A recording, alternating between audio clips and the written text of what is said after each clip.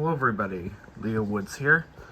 Today I'm going to be going over this vintage Gentex Model 710, very old square smoke detector from the 1980s. I bought this off of eBay a few months back, and I never really did a video on one of these, so I figured I might as well do one now. This detector was manufactured sometime in the 1980s, all the way up until I believe the mid to early 2010s by Gentex in Zeeland, Michigan. This is a hardwired smoke detector, which you can see has a thermal sensor on it.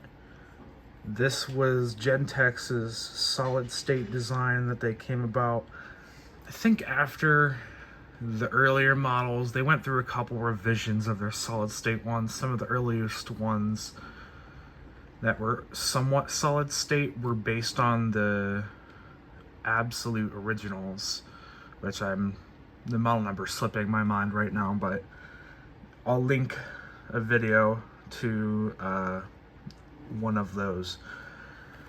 But this detector in particular, I got used, as you can see, but there's this big metal bracket on the back.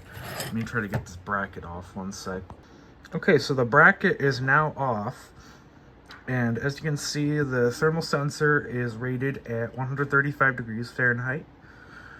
And I'm not entirely sure what it does. I think it's tied to either one of these wires.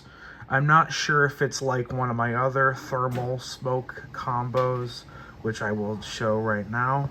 Yeah, I wasn't entirely sure if it was similar to how this detector set up. This is a Dicon 330 SH, which I will make a video on in the future. But on this one, the thermal sensor is tied to two screw terminals.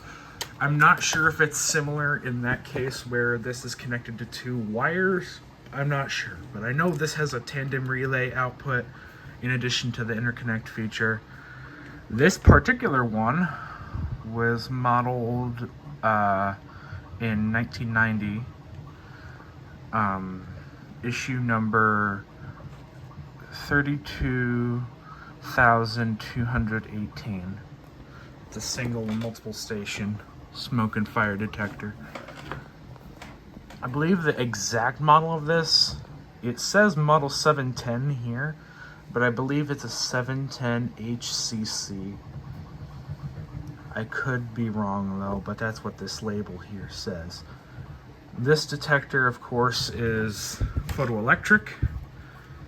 It is not ionization, but these I remember seeing in a lot of older homes.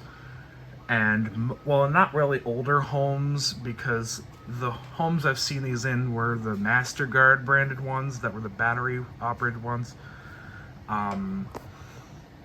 But these, I've seen a lot of these in older hotels across America. I know Disney World, when I went there a few years ago, had a detector very similar to this, except it was the round one, which I do not have.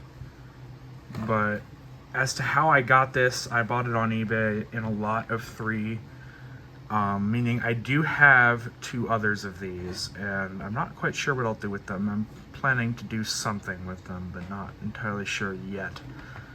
But as you can see, this is pretty typical early Gentex detector, and that it does not have a button.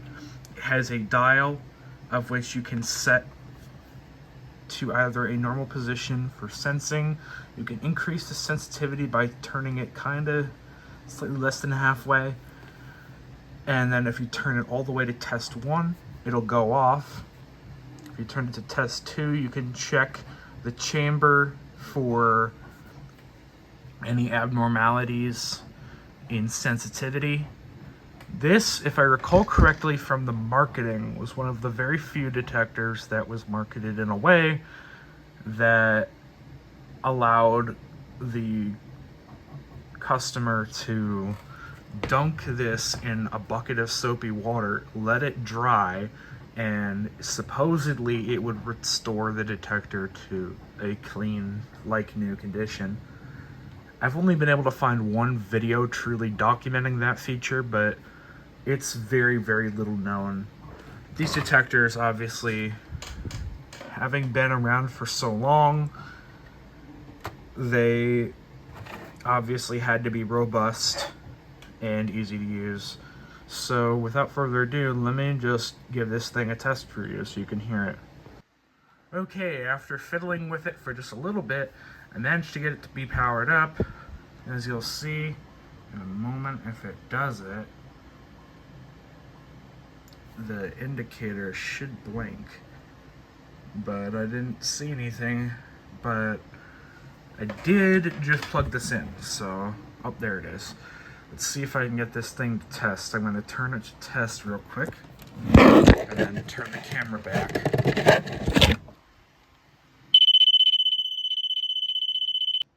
Alrighty, that was the test. As you heard, it did a very rapid pulse.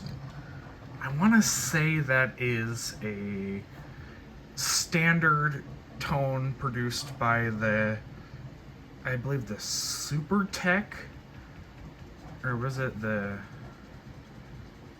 I don't remember the company, Supertex, I think it was, SD2 chip, which was a common ASIC, basically build platform for a lot of smoke detectors of the 80s that were photoelectric based. It was like a stock standard IC that you could just drag and drop into your design and it would operate the sensor. And it had an internal horn driver for the piezo horn. I'm not going to be testing the thermal element because this one is kind of ratty. As you can see, it doesn't really, it's kind of loose and I don't want to damage it. So I guess I'll just conclude this review here because honestly I don't really have much else to say about this. So thank you for watching and I'll see you later.